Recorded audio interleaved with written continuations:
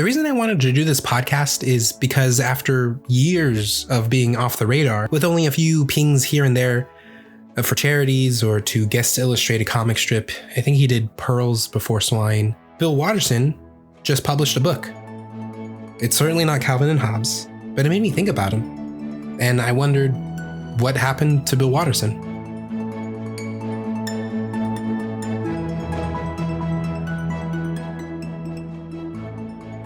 This will likely be a 2-part episode. There's a lot to explore with Bill Watterson's story.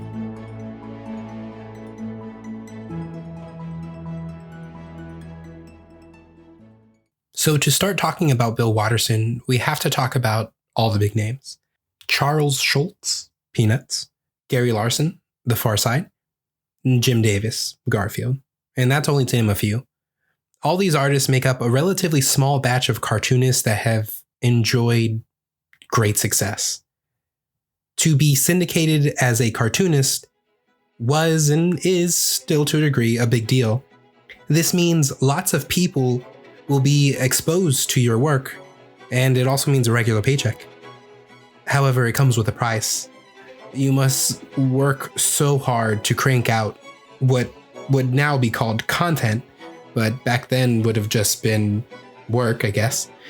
You would have been asked to work at an alarming rate, to come up with new jokes, with illustrations, just ideas to be thought of and produced on a daily basis. Schulz is essentially the godfather of comic strips. He laid the foundation to tell a funny story in a couple of panels.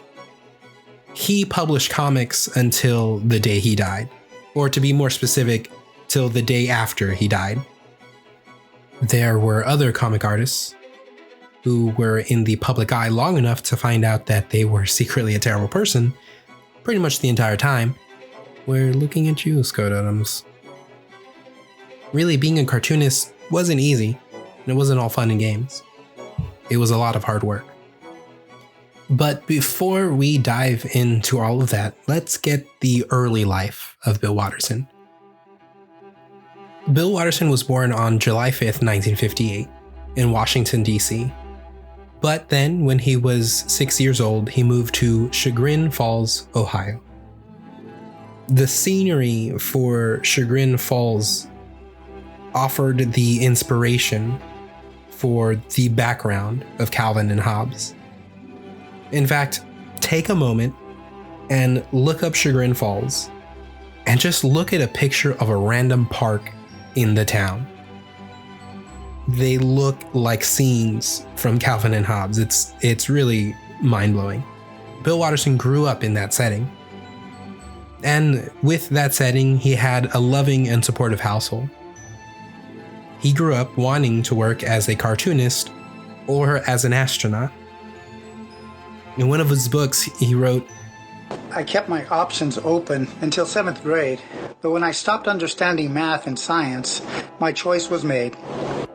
And indeed, his choice was made. In college, he majored in political science, which he thought would help his chances at becoming an editor in the newspaper, and he would get to interact or work with comics to a degree. Now, a newspaper, to our younger audience, is like those stories that you come across in TikTok that talk about sad subjects, but instead of being in video format, they're printed on a large piece of paper that's folded and difficult to read.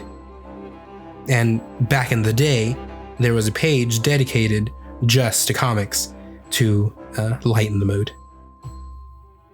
Now, a story that is told in almost every article that comes out about Watterson is about how in his dorm room he painted the creation of Adam on his dorm room ceiling. When the school found out, they were fine with it as long as he painted the room back to its original color at the end of the semester. Now, it makes sense why they include this story and why it's constantly retold, because it beautifully parallels the way he ended Calvin and Hobbes. Not with an ending, but with a new beginning. Something that comes up again and again with Watterson and his storytelling.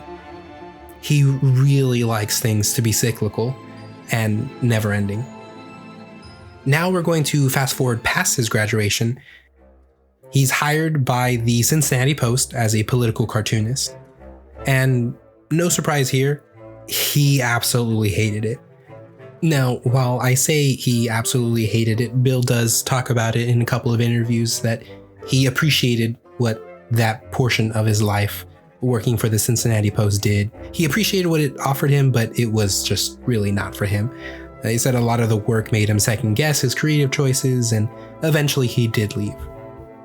Like a good 20-something-year-old, he got the stanky boot from that job. And this is my favorite part of Bill Watterson's life, because he moves in with his parents. He takes on a job that is soul-crushing, and he does that for 5 years.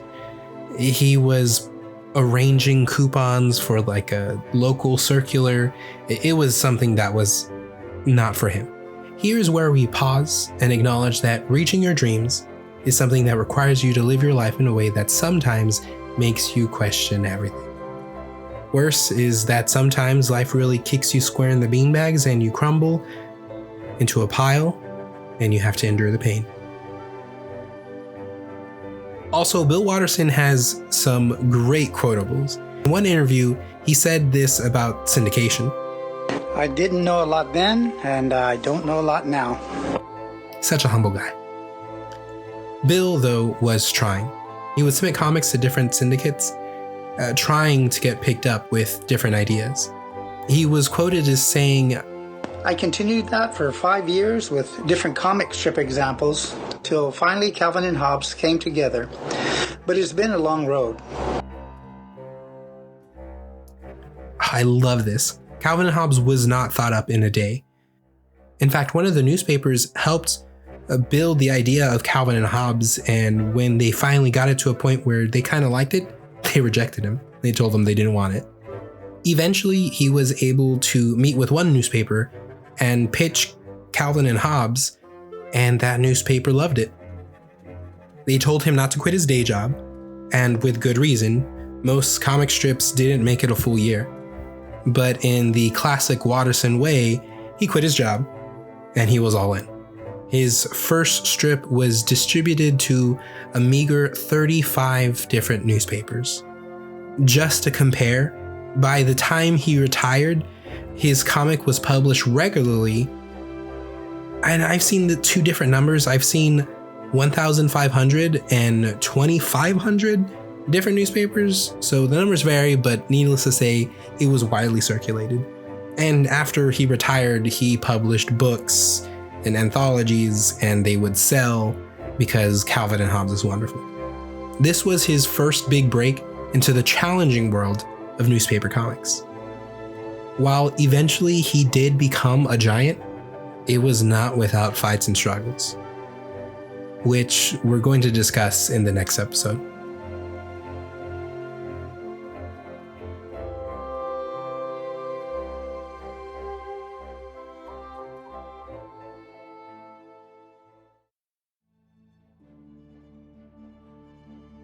Please join us for next week for part 2 of this podcast. A special thanks to my dad, who played the voice of Bill Watterson in today's podcast. Growing up, he would read me Calvin and Hobbes, so when I imagine the voice of Bill Watterson, it's my dad's voice. Thanks, Dad.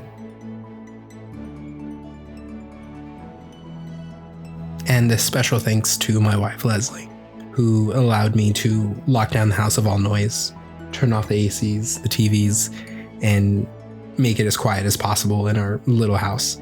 Right now, she's somewhere on a couch with headphones, trying to be as quiet as possible, and I appreciate it tremendously.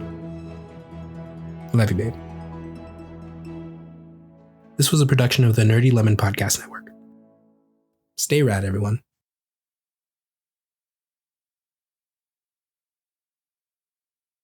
Ugh, gosh, that sounds terrible.